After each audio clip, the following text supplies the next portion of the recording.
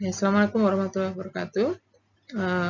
Pada kesempatan kali ini, saya akan melanjutkan penjelasan saya mengenai penggunaan sebaran T pada uji hipotesis dan nanti penentuan nilai P dan konsep nilai P itu seperti apa. Ya, jadi materi ini lanjutan dari materi sebelumnya, di mana saya sudah menjelaskan konsep penentuan daerah penolakan, peluang salah tipe 1 dan peluang salah tipe 2 pada sebaran yang sifatnya umum, ya, maupun sebaran yang berdasar pada sampel berukuran besar, yaitu sebaran normal baku. Nah, hari ini kita fokus pada pengujian nilai tengah, ya, pengujian yang melibatkan nilai tengah, tapi di sini sampel berukuran kecil. Nah, ketika dilakukan pengujian terhadap nilai tengah ini, asumsinya adalah sampel tadi berasal dari populasi yang menyebar normal. Ya, jadi menyebar normal, tapi berhubung sampelnya berukuran kecil, maka kita tidak bisa lagi menggunakan pendekatan sebaran normal yang dibakukan untuk perhitungan peluang salah tipe 1, peluang salah tipe 2, dan lain-lain, ya. Nah, umumnya di sini sebagai tambahan, sudah sampelnya berukuran kecil, sigma kuadrat tidak diketahui. Jadi ketika pada sampel yang N-nya ukuran kecil tapi sigma kuadrat diketahui, masih bisa kita menggunakan pendekatan sebaran normal yang nanti dibakukan itu pakai Z, ya. Nah, karena di sini sudah dibatasi pada sampel berukuran kecil, kemudian ragam tidak diketahui, yang nantinya dipakai sigma kuadrat sebagai penduganya, maka ya kita harus beralih. Ingat seperti di semester lalu, ketika kita memiliki nilai Z, ya, di mana sebaran dari Z adalah normal yang dibakukan, tapi ketika nilai Z itu mengalami perubahan yang semula berbunyi seperti ini, ya, kemudian ada perubahan atau transformasi dari variabel ini sehingga sigma ini berubah menjadi S, maka bentuk yang diperoleh adalah bentuk yang dinamakan dengan variabel baru T yang berdistribusi lain. Distribusinya adalah distribusi T student. Nah, nanti harap diingat perbedaannya dengan yang sebelum-sebelumnya.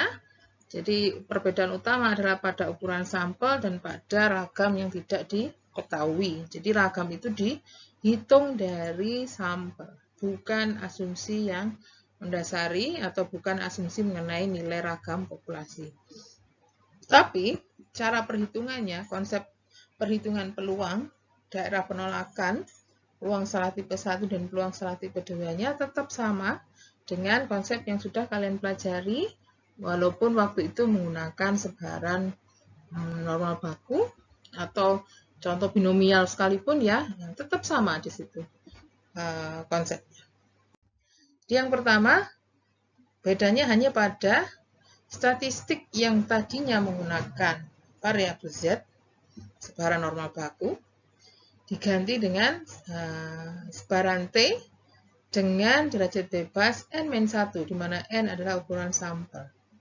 Elemen-elemen uji hipotesisnya sama, hanya saja tadi sudah saya kemukakan, kali ini saya fokus pada uji tentang nilai tengah, sehingga yang dipakai hipotesisnya mu 0 di hipotesis 0, sedangkan di hipotesis alternatif bisa tergantung apa yang mau diuji, arah kanan, ya, right tail, left tail, atau yang dua arah.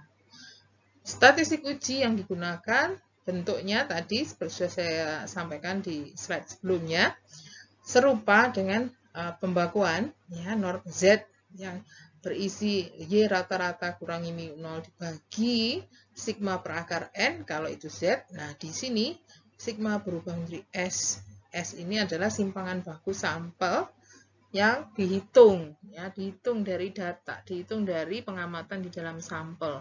Beda dengan sebaran Z yang sigma itu anggapannya diketahui, ya, nilai simpangan baku populasi. Nah, daerah penolakan, kalau kamu cek materi sebelumnya, bunyinya sama, ya, daerah penolakan ekor kiri, artinya kamu harus membentuk batas ya sedemikian sehingga nilai rata-rata sampel itu menunjukkan penolakan H0 jika kurang dari K tertentu, di mana perhitungan K itu dari nilai tengah yang berasal dari hipotesis 0, mu 0, dikurangi S per akar N, ini simpangan baku rata-rata dengan menggunakan simpangan baku sampel, ya ada S per akar N. S per akar N itu asalnya dari asumsi bahwa Y rata-rata itu menyebar normal mu S sigma kuadrat per N. Ini kan yang dilihat. Cuman kalau kemarin kita anggap sigma diketahui, N-nya besar, yang digunakan ini. Sehingga distribusinya Z. Nah, sekarang ya perbedaannya sigma diganti dengan S. Kemarin kita menggunakan Z alpha, di sini menggunakan T alpha. Dengan T alpha ada tambahan derajat bebas di sini. Ekor kiri Y rata-rata yang nilainya lebih kecil dari K adalah indikasi penolakan, H0 tidak kita dukung, ya kita tolak. Kemudian yang daerah ekor kanan kebalikannya. Y rata-rata yang nilainya lebih besar dari K, ya, di mana K dibentuk dari perhitungan yang serupa, hanya saja tanda minus diganti plus. Untuk uji dua arah, nah, kalau dua arah berarti ya kita mempunyai nilai ekstrim yang ada di kedua sisi, ya, yang arah kiri seperti ekor kiri dan yang arah kanan, jadi ada dua batas. Terus konsekuensinya alfa sebagai peluang, ini ingat ya, kalau kita mendefinisikan di sini T alfa berarti nanti peluang salah tipe satunya harus alfa. Ya, peluang salah tipe satunya harus senilai alfa. Kemudian di sini peluang salah tipe 1 tetap alfa, hanya saja ini dibagi dua. Karena ada dua ekor kiri dan ekor kanan, di mana alfa per 2 ini jadi muncul di sini ya. Jadi ini nilai Y yang kurang dari batas bawah, batas kiri dan lebih dari yang batas kanan. Nilainya serupa dengan yang batas ekor kiri di sini dan batas ekor kanan yang ini, hanya saja di sini menggunakan alfa per 2. Derajat bebasnya tetap N-1. Oke, nah tadi saya sudah sampaikan ketika daerah penolakan dibunyikan seperti ini, maka peluang salah tipe 1 untuk uji ekor kiri otomatis alfa, ya. Saya hanya menjabarkan ulang saja, tapi sebetulnya pembentukan daerah penolakan yang seperti ini ya berdasarkan pada peluang salah tipe 1 yang sebesar alfa. Untuk diingat-ingat lagi, peluang salah tipe 1 untuk uji ekor kiri adalah tolak H0 ya dengan nilai H0 nilai mu yang dinyatakan di dalam H0. mu 0. Ya, tolaknya tadi karena kiri bunyinya Y bar kurang dari K. Kemudian sesuai dengan teori tadi, ini bisa kita rubah bentuknya dengan cara mengurangi mu nih dan dibagi S per akar N. Bukan sigma per akar N, karena yang diketahui itu S sekarang. Kita memiliki simpangan baku sampel, bukan asumsi mengenai simpangan baku populasi, ya. Kurang dari dimana yang sebelah kanannya ini, yang K ini juga dikurangi mu dibagi S per akar N. Ini namanya sebaran T tadi, variabel T, namanya variabel T dengan derajat bebas N-1. Ini nilai tetap saya tuliskan seperti ini. Dan secara distribusi, di mana sebaran T itu mirip dengan sebaran normal baku, dengan nilai tengah 0, IT N-1, ya. Kemudian ekor kiri alfa itu berhubungan dengan peluang dari min tak hingga sampai nilai K, jangan nilai K, nilai tertentu yang luasnya alfa. Kalau K tadi bisa saya bilang K, tapi K itu berhubungan dengan distribusinya Y bar. Distribusi Y bar yang nilai tengahnya mu 0, ekor kiri batasnya K, dan ini seluas alfa. Jadi dua distribusi ini setara, hanya saja yang pertama, yang ini adalah sebaran bagi Y rata-rata dengan nilai tengah mu 0, batas kirinya K. Kalau yang ini sebaran T, student dengan derajat bebas N-1, tengah-tengahnya 0. Nah, batas kirinya ini sudah terkenal ya di tabel-tabel yang tersedia di buku metode statistika maupun di buku teori peluang. Ya, kalau saya menggambarkan ini sebaran T, student dengan derajat bebas tertentu, ekor kirinya alfa, maka yang disebutkan di sini adalah nilai minus T alfa dengan derajat bebas N-1. Minus karena posisinya di kiri sumbu tengah-tengah 0 ini. Ya, T alfa N-1 dengan derajat bebas N-1. Lihatnya di tabel dengan derajat bebas N-1. Nilai minus karena dia posisi ada di kiri sumbu titik 0. Kemudian luas alfa itu adalah luasan di sebelah kirinya. Oke, makanya ini berlaku. Ya. Jadi peluang sebelah ini bunyinya adalah peluang variabel T dengan derajat bebas N-1 kurang dari nilai batas, batasnya di situ minus T alfa dengan derajat bebas N-1 sebesar alfa. Ya, peluang sebelah kiri, bahasa mudahnya. Peluang variabel memiliki nilai kurang dari angka tertentu sama dengan alfa. Kebetulan di sini settingnya angka tertentu ini dinamakan minus T alfa. Oke, dan daerah penolakan bisa jadi seperti ini karena kita menyamadengankan yang batas ini, nilai yang di sini K minus mu 0 S per akar N kita sama dengankan minus T itu tadi ya alfa N-1. Kita sama dengankan, diolah, dirubah ruas dan sebagainya, maka hasilnya ini gitu ya. Kemudian untuk ekor kanan penjelasan yang sama, hanya saja posisi di dalam sebaran ya. Saya bisa gambarkan dua sebaran. Yang ini untuk Y rata-rata, yang ini untuk T. Jadi yang Y rata-rata tengah-tengahnya mu 0, batasnya K. Di sini batasnya luas sebelah kanan dari K ini sebesar alfa. Di sini luas sebelah kanan juga harus alfa luasnya, yang ini batas. Nah, batasnya itu sudah terkenal seperti yang tadi ya, karena ini tengah-tengahnya 0, batas di daerah kanan itu pasti nilai positif, di sini plus alfa. Jadi strukturnya itu sangat spesifik. Ketika kita menyatakan seperti ini, ya, itu sudah bisa terbaca bahwa peluang dari variabel T yang lebih besar dari suatu angka, ya, dan peluangnya itu alfa, maka angka ini dinyatakan dengan T alfa, karena lebih besar. Kalau yang kurang dari tadi minus T alfa.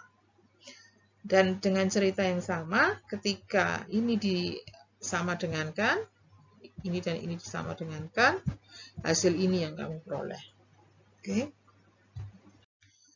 Nah, untuk salah tipe 1 yang dua ekor, ya, ekor kiri dan kanan, dua arah, ya, arah kiri dan kanan, ceritanya sama, hanya saja distribusinya tadi ada dua tail ya, ekor kiri K1, ekor kanan K2, itu di nilai rata-rata, ya, tengah-tengahnya mu 0, luasnya akhirnya dibagi dua, alfa per 2 dan alfa per 2. Kalau sebaran T, ini pusatnya 0, nah, karena simetris dia, ekor kiri kanan sama-sama alfa per 2, di sini minus T, di sini plus T.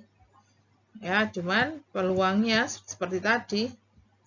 Ya, ini sendiri harus alfa per 2, ini sendiri luas peluangnya harus alfa per 2 yang ditotal sama dengan alfa. 2 itu kita sama dengankan, ini disama dengankan ini, hasilnya K1.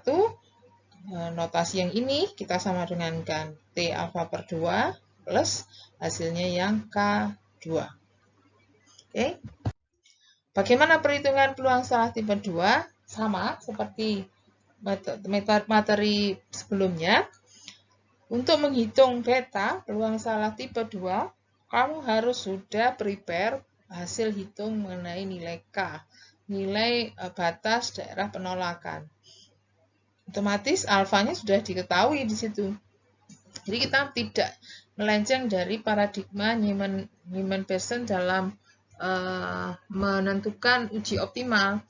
Jadi tetap berangkat dari alfa yang sudah diatur, tentukan daerah penolakan menentukan K-nya di sini, di mana alfa terlibat. Ya, tadi sudah saya tunjukkan hubungan antara daerah penolakan dan alfa. Salah tipe 1 dan daerah penolakan itu saling terkait, di mana daerah penolakan ini sebetulnya menggunakan statistik atau sebaran yang harus diturunkan dari alfa besar peluang salah tipe 1-nya. Setelah ini diperoleh, baru kita berangkat menghitung nilai peluang salah tipe 2. Nah, karena sudah diatur sedemikian, maka arahnya ini berdasarkan konsep yang kemarin kan, uji optimal itu, maka daerah dengan peluang salah tipe 1 sebesar alfa yang sudah diset, beta yang kamu peroleh ini nanti pasti sudah sekecil mungkin, sudah yang paling kecil. Nah, dengan K yang sudah ada, baru kita bisa bergerak. Di sini beta itu kebalikan dari peluang salah tipe 1 alfa. Di dua-duanya ya, di syaratnya dia kebalikan. Kalau tadi H0 yang benar, di sini H1 yang benar. Tadi tolak H0, di sini terima H0. Komplement ya. Ketika tolak H0 itu nilai yang kurang dari, ini terima yang lebih dari, mu-nya berubah menjadi mu A. Kemudian dengan logika yang sama seperti perhitungan salah tipe 1 tadi, ini bisa ditransformasi dengan mengurangi mu dan membagi S per akar N, walaupun di sini tidak saya tuliskan, tapi sebenarnya ada perantara. Nih, mu yang dipakai adalah mu A, bukan lagi mu 0, karena di sini syaratnya mu A. Dan ruas kanannya juga demikian, dikurangi mu A, dibagi S per akar N. Yang saya tuliskan di sini sudah langsung dalam bentuk T N-1, sedangkan yang di sini ya K minus mu A inilah nanti yang mau kita pakai untuk perhitungan peluang. Oke. K dari sini ya mu 0 kurangi S per akar N T alfa itu kan, untuk menghitung beta kamu butuh T alfa nanti ya. Dengan mensubstitusi K dengan nilai ini ya, yang sudah saya sederhanakan seperti ini, silakan aja kalau misalkan Bu saya nggak mau sederhanakan, tadi angkanya kan sudah ada, langsung masukkan sini silakan ya. Hasilnya yang paling sederhana adalah rumusan ini. Tapi jika kamu berangkat dari angka yang sudah diketahui dari perhitungan sebelumnya, silakan saja sama. Cuman memang untuk perhitungan beta ini tidak mungkin ada di tabel, susah kalau menggunakan tabel. Jadi di sini akan lebih mudah jika kamu menggunakan Excel atau alat bantu hitung yang lain, software statistika yang lain, yang bisa membantu menghitung peluang dengan tepat, ya tidak pendekatan seperti yang ada di tabel. Oke, nah, untuk salah tipe 2 yang ekor kanan sama logikanya. Ya, hanya saja yang di sini yang dipakai yang mu plus. Ini kurang dari, K-nya disubstitusi, silahkan disederhanakan jika memang memungkinkan. Kalau tidak, boleh sampai di sini saja juga bisa. Ya. Cuman kamu harus aware di sini nilai ini ya, ketika ekor kanan mu A kan lebih besar. Makanya ini ditaruh seperti ini ya. Untuk uji dua arah juga demikian, ada K1 dan ada K2. Harus hati-hati di sini, kalau tadi hanya ekor kiri, ekor kanan, di sini interval jadinya. Ya, ketika beta itu didefinisikan sebagai daerah di mana Y diterima, Y bar di dalam daerah penolakan, daerah penerimaan, daerah penerimaannya berbunyi di antara Y bar di antara K1 sampai dengan K2 yang kamu transformasi ya menggunakan mu A dikurangi mu A dibagi S per akar N. Itu dilakukan di K1, di Y bar, dan di K2. Pada Y bar, notasinya akan berubah menjadi T dengan derajat bebas N-1. Oke, kalau K1 dan K2 nilainya sudah diketahui ya beres, ini tinggal menjadi angka. Ya, ini saya sederhanakan saja. Oke. Nah, contoh sekarang, bagaimana memanfaatkan teori tadi ketika dihadapkan pada kasus. Oke, jadi di sini diasumsikan ada kawat yang bebannya itu memiliki beban dengan asumsi bebannya tadi menyebar normal. Ya, di sini dianggap bahwa bebannya itu paling sedikit 12 kilo. Beban kawat tadi paling sedikit 12 kilo yang tercermin dari cerita ini. Ya, H0 mu lebih besar sama dengan 12. Nah, ada penelitian yang ingin menyanggah pernyataan ini. Caranya dengan menguji 4 unit kawat sebagai sampel. Nah, di situ kekuatannya diuji, ya, bebannya diuji. Nah, nantinya dari masing-masing beban yang berhasil ditahan oleh kawat yang dijadikan sampel ini tadi, dihitung rata-rata dan simpangan baku. Sementara simpangan bakunya saja ini yang saya tunjukkan, hasilnya setengah kilo. Ya, simpangan baku bebannya tadi setengah kilo. Hipotesisnya yang pernyataan ini masuk di H0, yang ditunjukkan sebagai sanggahan ada di H1. Informasi di sini ukuran sampel 4, simpangan baku setengah. Oke, bagaimana menentukan daerah penolakan dari uji ini tadi? Jika kita menggunakan peluang salah tipe 1 sebesar 5%. Oke, dari informasi ini saya bisa mencari nilai T yang dibutuhkan. Jadi T 5% dengan derajat bebas 3 bisa dicek nilainya 2,35. Daerah penolakan bunyinya karena ini ekor kiri, nah berarti kamu harus mencari batas di nilai-nilai Y bar, nilai Y rata-rata yang kurang dari sama dengan K. Nah, K ini kita tentukan dari konsep alfa tadi, ya. Nah, cek di depan dengan menurunkan alfa, kemudian Y bar kurang dari K daerah penolakan pada mu sama dengan 12, maka K dapat dihitung menggunakan T ini dengan rumusan mu 0 kurangi S per akar N dan T. Semua bahannya sudah ada. Mu 0 12, S setengah, akar 4. Ya, T-nya ini 2,35. Oke. Diperoleh nilai K sebesar 11,41. Itu daerah penolakannya. Jadi daerah penolakan adalah nilai rata-rata sampel yang kurang dari 11,41, itulah yang nanti dijadikan dasar untuk membantah atau memastikan bahwa pernyataan ini tadi salah, ya. Kekuatan bebannya nggak sampai 12 gitu. Kalau rata-rata bebannya ternyata kurang dari 11,41. Nah, misalkan ya dari 4 sampel yang diuji tadi rata-rata bebannya itu 11,68. Apa keputusannya? Cocokkan angka 11,68 ini ada di mana posisinya? Ya, dari angka Y rata-rata 11,41 yang menjadi batas, 11,68 ini posisinya ada di kanannya. Ya, bukan di nilai yang kurang dari 11,41. Maka di sini bisa diputuskan H0 masih bisa diterima. Pernyataannya tadi masih bisa didukung atau masih dianggap berlaku. Ya. Nah, berarti nggak bisa kan menyanggah pernyataan tentang kekuatan beban kawat. Jadi sampelnya ini justru mendukung. Kemudian, ini kasus lain.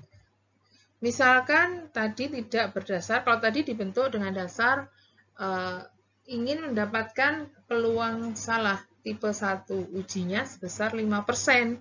Dari situ membentuk daerah penolakan yang tadi angkanya 11,41 ya batasnya. Nah, sekarang langkah penentuan alfa itu di skip.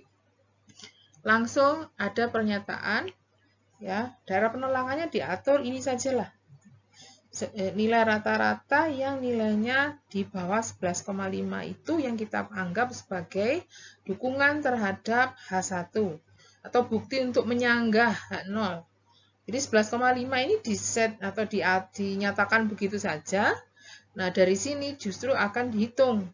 Kalau saya pakai angka ini sebagai batas, ya, berapa peluang salah tipe 1-nya? Ini bunyinya, berapa peluang bahwa sampel tidak mendukung pernyataan.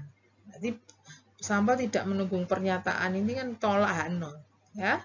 Pernyataan yang dimaksud adalah pernyataan yang ini loh, yang bebannya paling sedikit 12. Jadi ketika diatur daerah penolakannya kurang dari rata-rata yang kurang dari 11,5 kg, kita berusaha cari peluang bahwa H0 akan ditolak. Ya, peluang tolak H0 padahal mu-nya 12 ini tadi. Sudah, masukkan aja tadi. Ini malah lebih mudah karena nggak perlu ngitung ya. Ini K-nya justru nggak dihitung. K-nya di set, nah alfanya yang dihitung. Oke. Jadi ini 11,5 dimasukkan sebagai K, ya, batas daerah penolakan. Dan mu yang digunakan yang ada di H0 tetap dengan transformasi pengurangan 11,5 dengan 12 dibagi simpangan baku per akar N.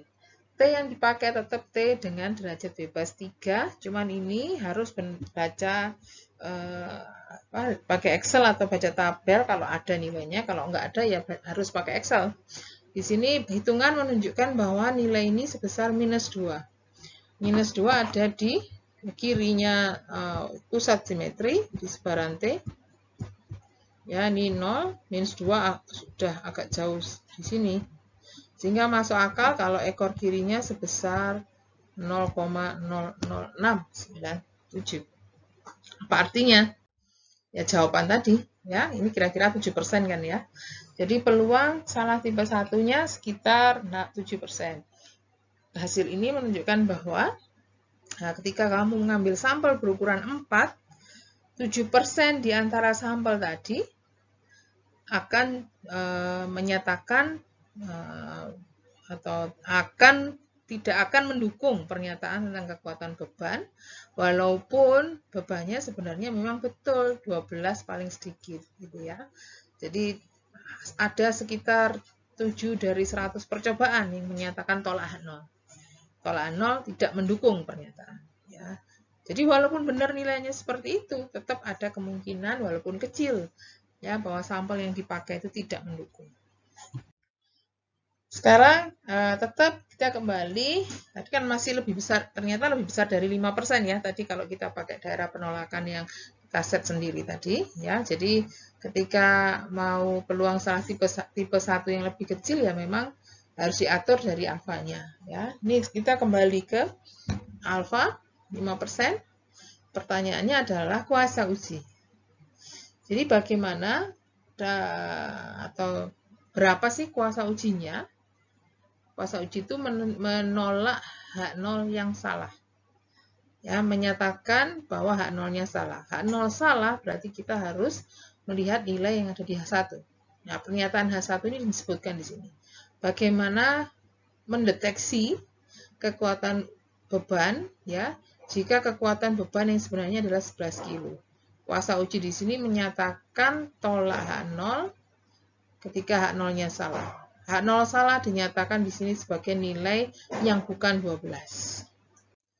Oke, jadi di sini adalah pertanyaan tentang kuasa uji, di mana 11 ini adalah kekuatan beban yang sebenarnya.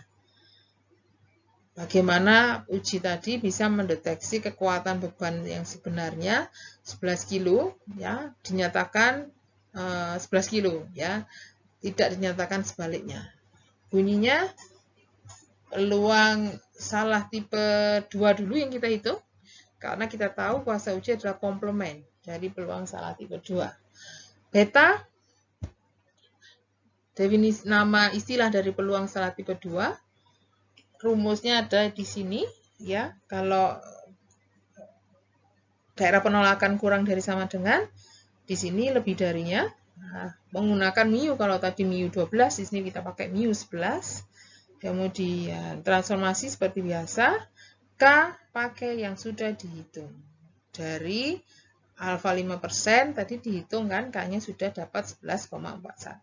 Jadi yang ada di sini bukan yang tadi di set ya, yang tadi diatur kan hasilnya alfanya 7%. Ini kita pakai K yang menghasilkan alfa 5%. Ya, jadi angka 11,41 ini yang dipakai.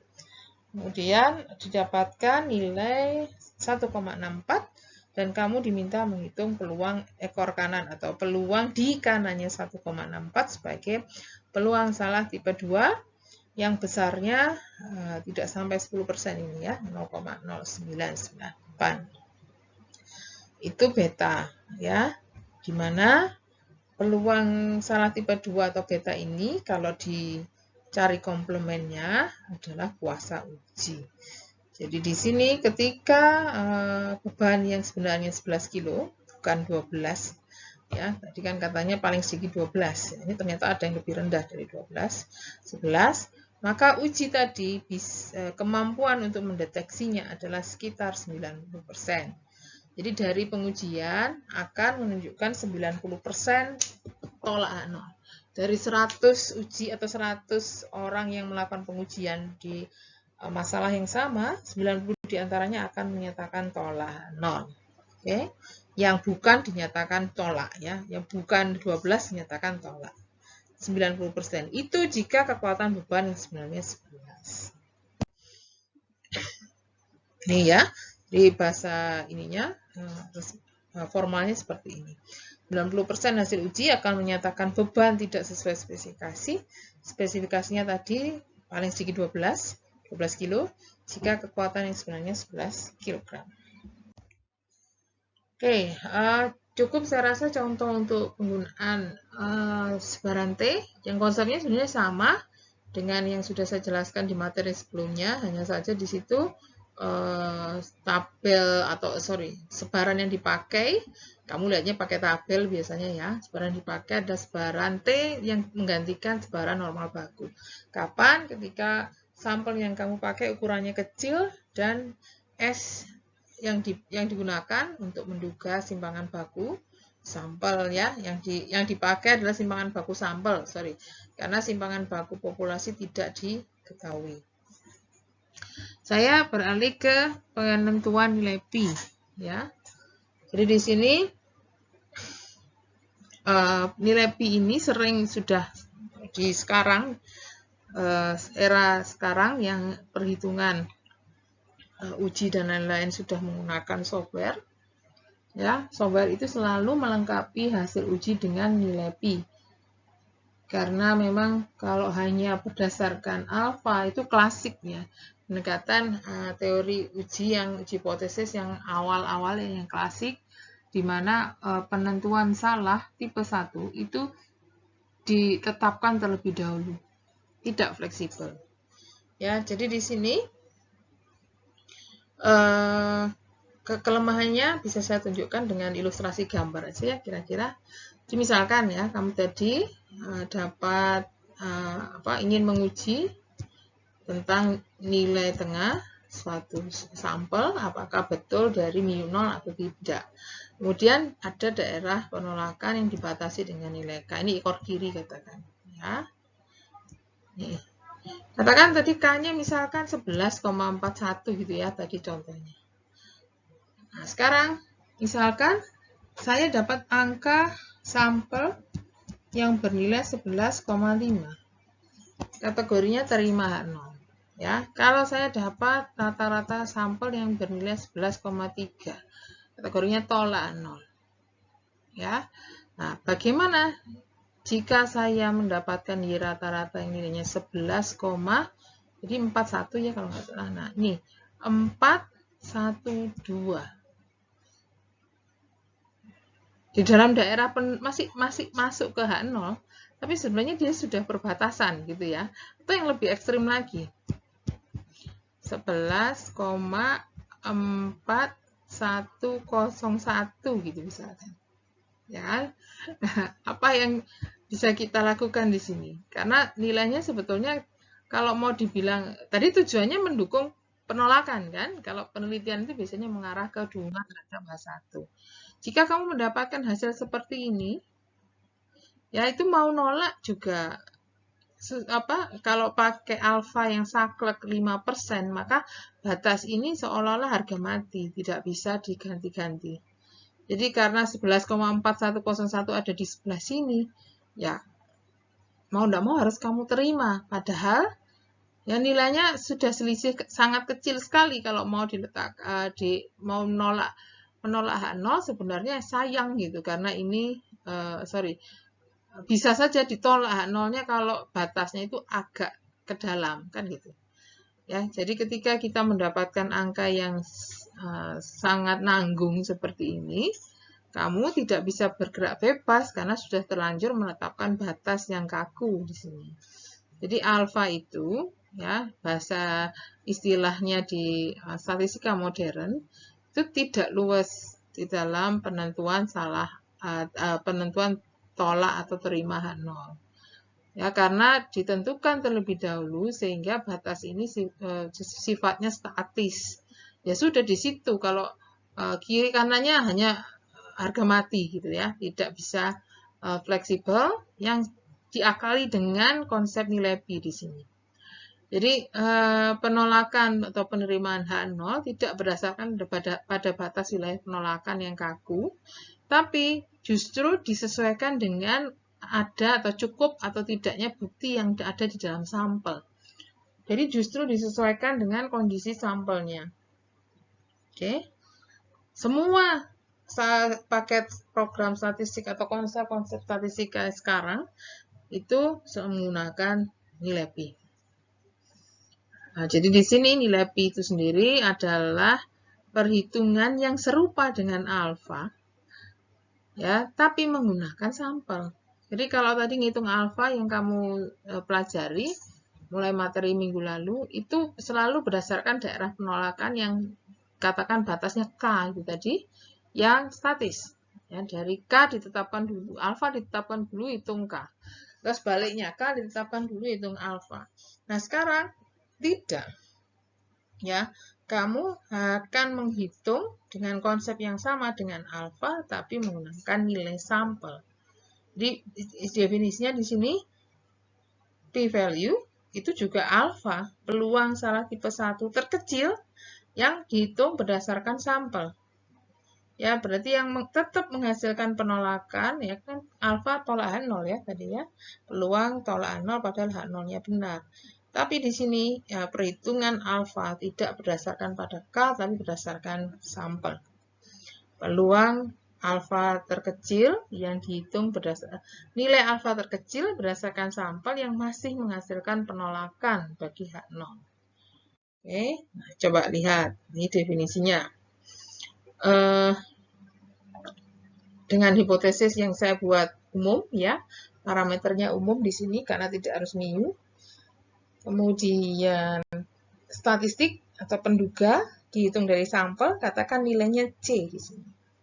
Ya, jadi hitung misalkan tadi rata-rata ini mu 0 ya.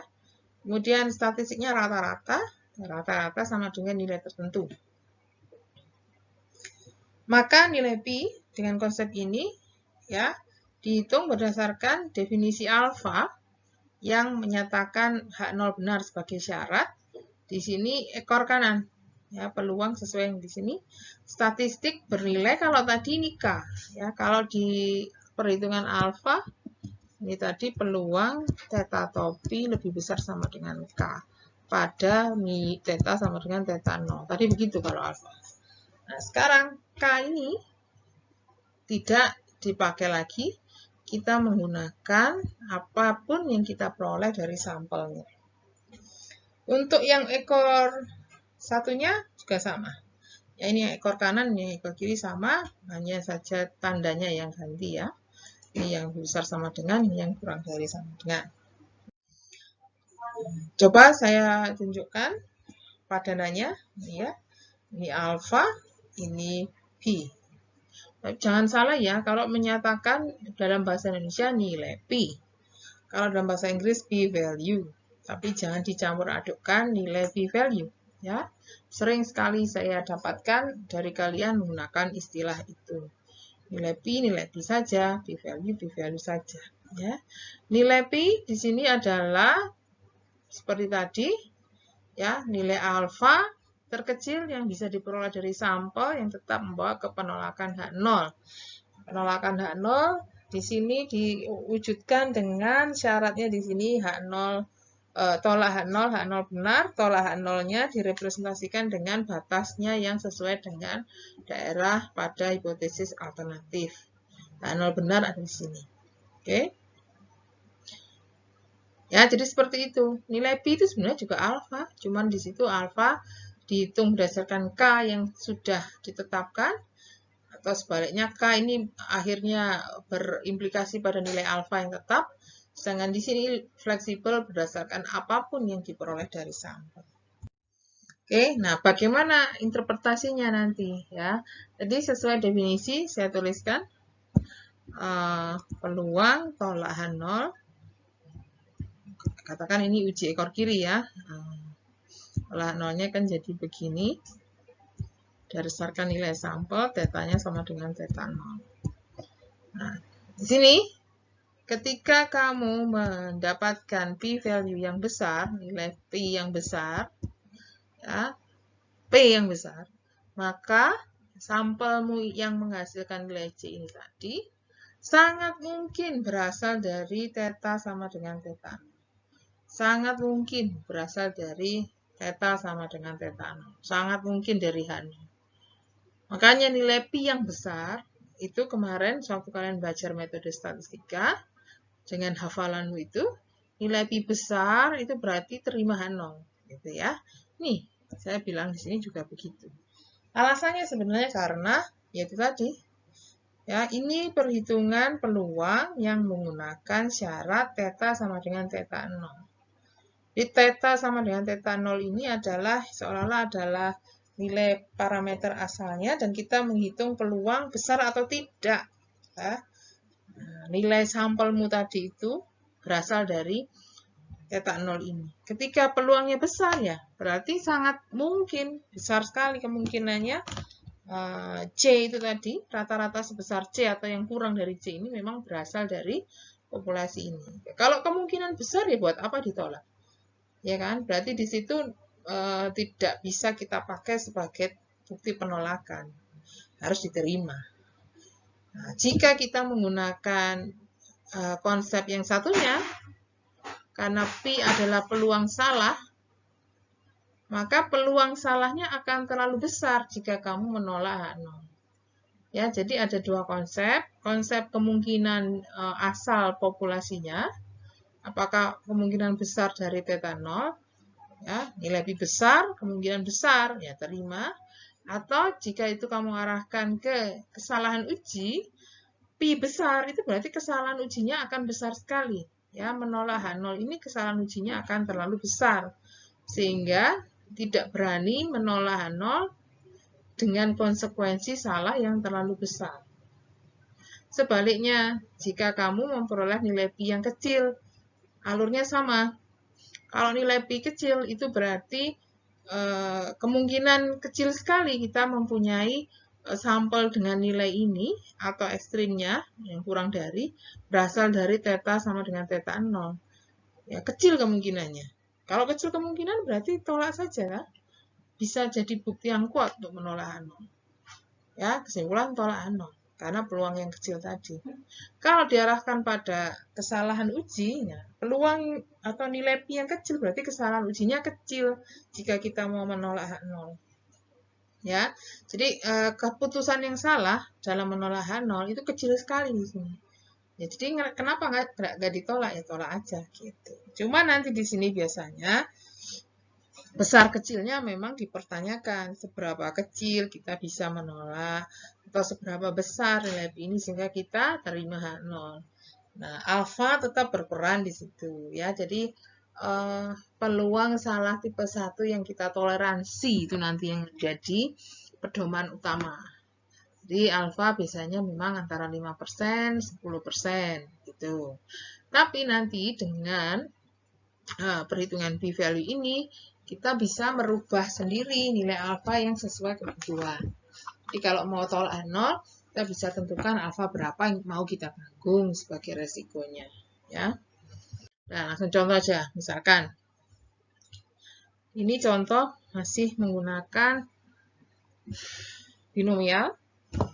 Jadi H0 yang tikus percobaan kemarin ya, yang diberi vaksin kemudian diekspos pada virus. Pernyataan produsennya adalah efektivitas vaksinnya itu di atas 50%.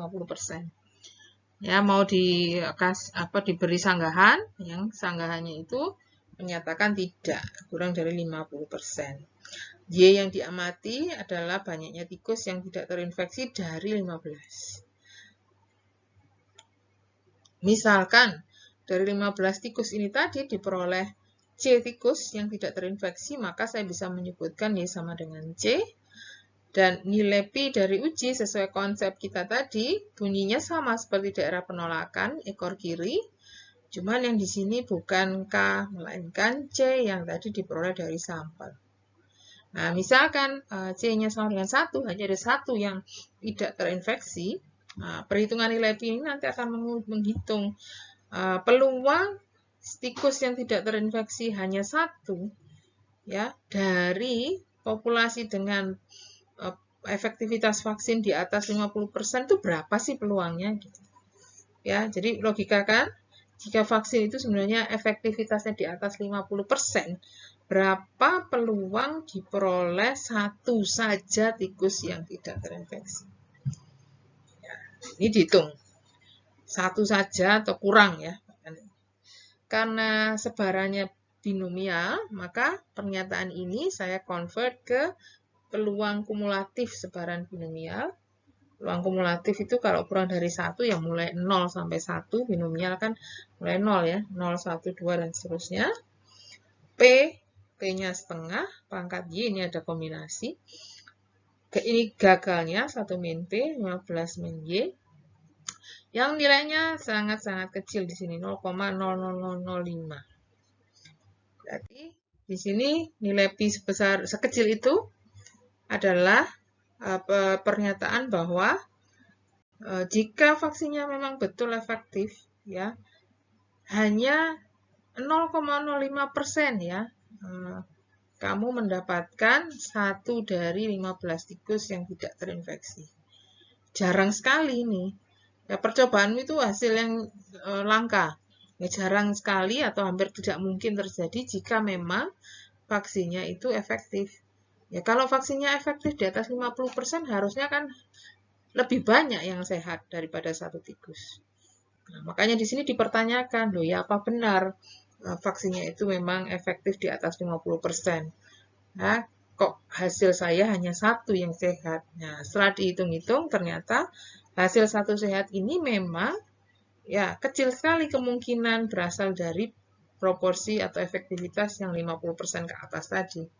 Jadi di sini sesuai tabel yang saya berikan, ya, peluang yang kecil ini menunjukkan bahwa populasi atau efektivitas vaksin itu diragukan memang di atas 50%.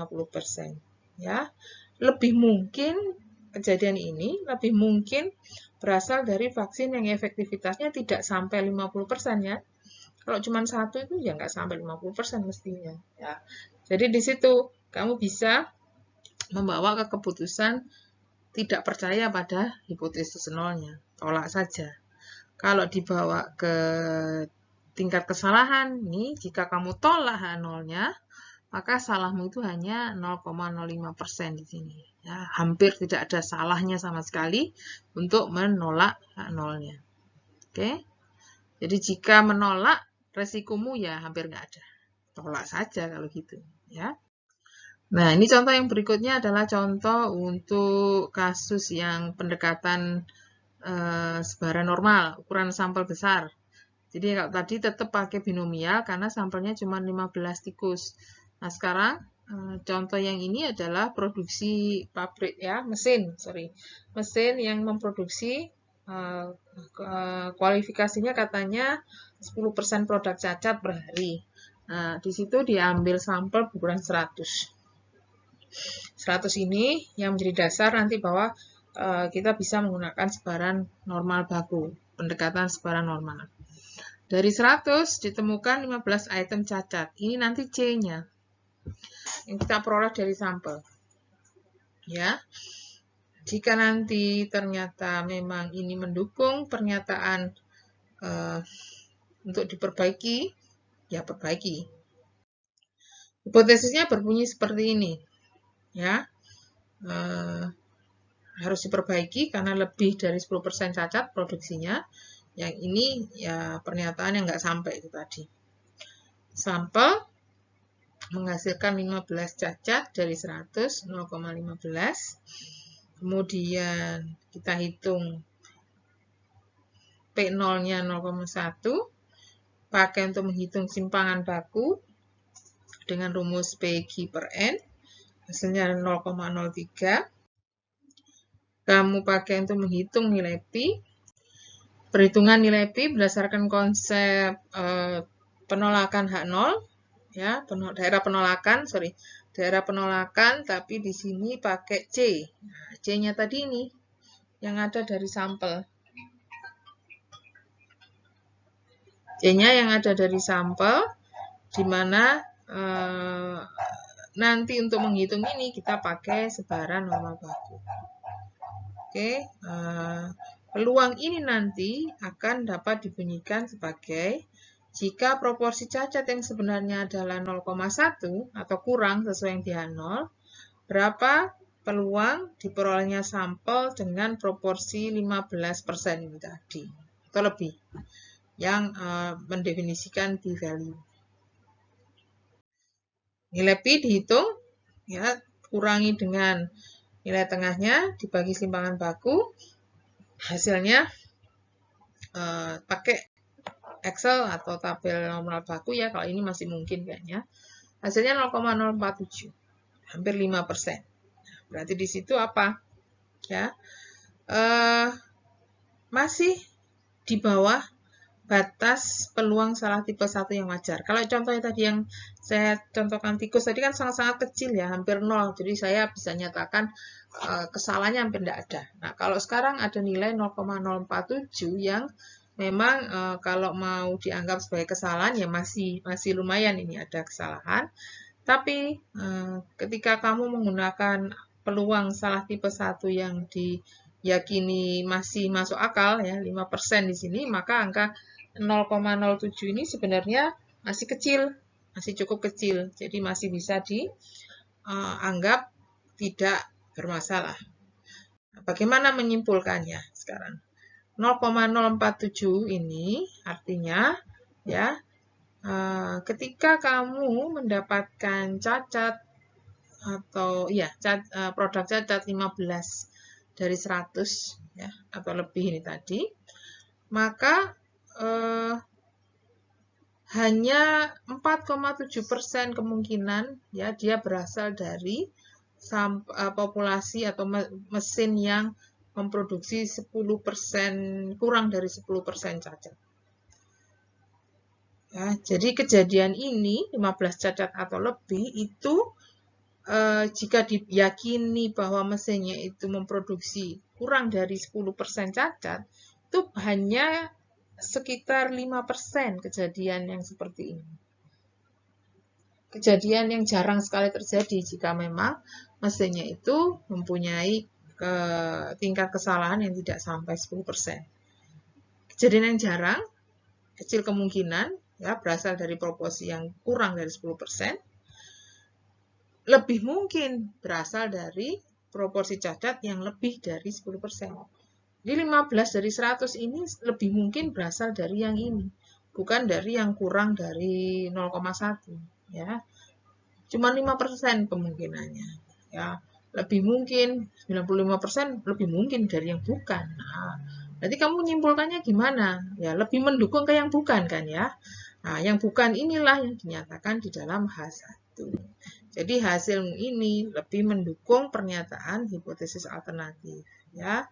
Nah, kalau tadi kita bawa ke ini dinyatakan sebagai tingkat kesalahan, jika kamu tolak H0-nya, ya, kamu tolak H0-nya, maka risiko kesalahan yang kamu tanggung ya tidak sampai 5% ini. Ya, nggak sampai 5% ya tolak aja. 5% kenapa dipakai? Itu batas wajarnya. Oke.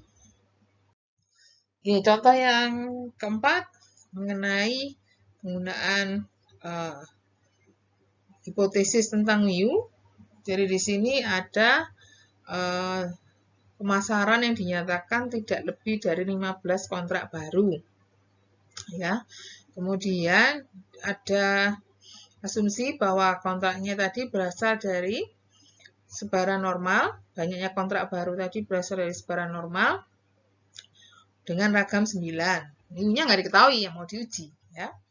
Kemudian dari sini sampel yang diambil 36 karyawan dan dari situ dihitung mereka memasarkan 14 kontrak baru. Nah, ragam 9 ini ragam populasi nih ya. Sehingga sigma kuadrat diketahui kamu masih bisa pakai sebaran Z di sini, sebaran normal baku. Apakah sampel ini bertentangan dengan klaim manajer? Berarti apakah sampelnya bisa dibawa ke penolakan H0? Nah, kita coba cek. H0-nya kurang dari 15 ya. Mu kurang dari 15. H alternatifnya yang lebih dari. Ya, ini pertentangan dengan klaim manajernya tadi. Ya, wong lebih besar kok. Ya. Kemudian, seperti cerita kita tadi, 14 ini dari sampel. Kan coba kita hitung p-value-nya. Jadi diasumsikan Y bar sama dengan, bukan diasumsikan, sigma kuadrat diasumsikan sama dengan 9. Dari sampel diperoleh Y rata-rata sama dengan 14. Oke, dari sini perhitungan nilai Pi seperti tadi, seperti perhitungan alfa. Ya, hanya saja ini bukan pakai K, melainkan pakai Y rata-rata yang teramati dari sampel 14. Mu pakai mu yang di dalam H0. Karena sigma kuadrat diketahui, kita gunakan pendekatan normal baku, ini Z. Setelah dikurangi mu 0 dibagi simpangan baku, mu-nya ini pakai yang 15. Ya. 14 kurangi 15, 3 per akar N. Ya, 3 per 6, setengah. Hasilnya ada di kanannya min 2. Jadi ketika saya menggambarkannya di sebaran normal baku, posisi ini 0, min 2 katakan di sini, tapi bukan kirinya yang dipakai, melainkan yang sebelah kanannya. Hasilnya 0,98. Nah, ini hasil yang agak kontras dengan contoh-contoh sebelumnya. Angka 0,98 ini menyatakan bahwa ya, ketika memang produktivitasnya dikurang dari 15, ya, sangat mungkin kamu mendapatkan sampel dengan rata-rata 14 atau lebih. Sangat mungkin kamu mendapatkan hasil ini pada mu yang dinyatakan di H0. Kalau sangat mungkin, berarti ini dukungan bagi H0. Peluangnya besar, sangat mungkin ini merupakan dukungan bagi H0. Berasal dari mu yang dinyatakan dari H0. Sangat mungkin, berarti H0-nya mendapatkan dukungan yang berarti. Nah, kamu mau pakai toleransi salah berapapun, ini masih terlalu besar kalau mau ditanggung, ya.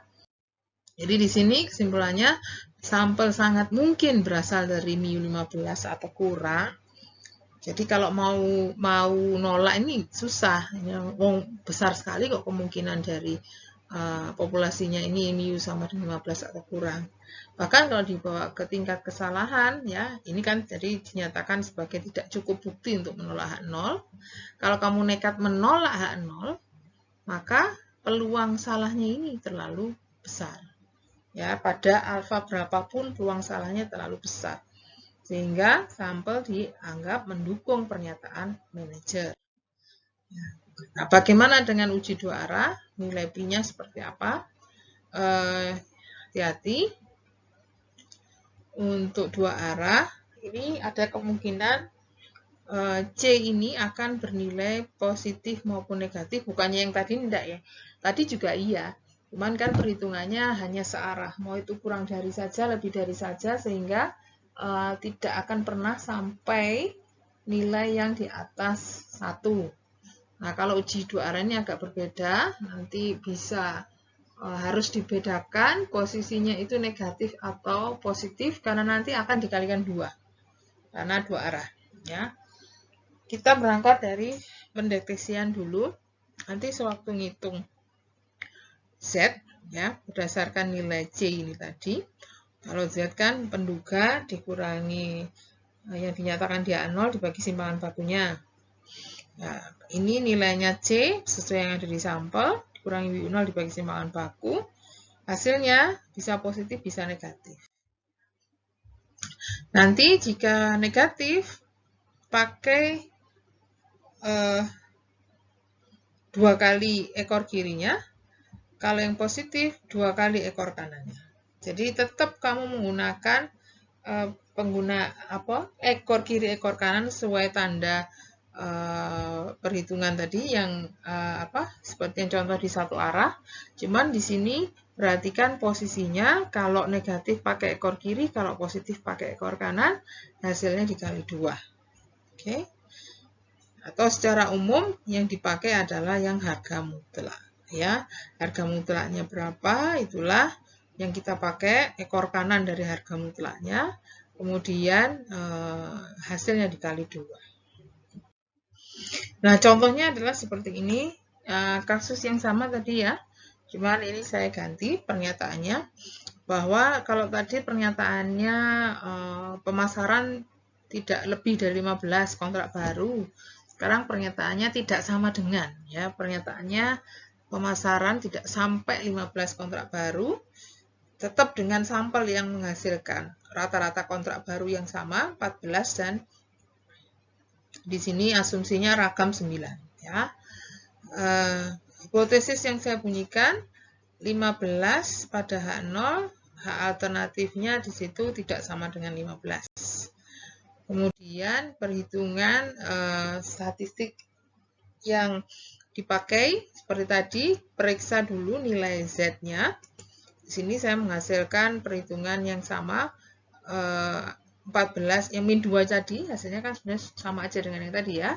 Min 2, cuman sebelum perhitungan nilai Pi, nilai ini negatif, saya harga mutlakkan. Jadi yang digunakan adalah harga mutlak dari nilai ini, hasilnya dikali 2 dalam perhitungan peluang ekor kanan. Oke, min 2 ekor kanan dari harga mutlak min 2, berarti peluang Z lebih besar 2. Kalau tadi hanya ini saja selesai untuk hitungan nilai Pi, di sini masih harus dikali 2. Jadi 0,044. Tinggal disimpulkan apakah ini nilai sekian, itu ya, yang saya rasa cukup kecil. Jadi kalau mau dipakai untuk menyatakan bahwa hasil ini adalah hasil Y sama dengan 14 itu peluangnya kecil sekali, berasal dari mu yang sama dengan 15. Karena cuma 4% kira-kira. Oke, jadi hasil tadi rata-rata 14 kontrak baru itu kecil sekali, berasal dari populasi dengan mu yang menyatakan kontrak 15 kontrak baru. Jadi sampel tadi adalah dukungan bagi atau lebih mungkin bahwa sampel tadi berasal dari produktivitas yang tidak sama dengan 15. Dukungan bagi penolakan H0. Dukungan bagi H1 atau penolakan H0. Padahal H0 tadi atau H1 tadi pernyataan dari manajer ya yang menyatakan bahwa produktivitasnya tidak lagi sama dengan 15 kontrak baru. Oke, jadi sampel menolak adalah bukti untuk menolak H0 mendukung H1. H1 adalah pernyataan manajer tadi. Ya, jadi konsep nilai Pi seperti itu. Mau itu diterapkan di sebaran normal baku ataupun sebaran T, sebenarnya idenya sama, hanya saja tabel atau distribusi yang digunakan yang berbeda. Mungkin dari saya itu dulu, silahkan disimpan jika ada pertanyaan. Saya akhiri. Assalamualaikum warahmatullahi wabarakatuh.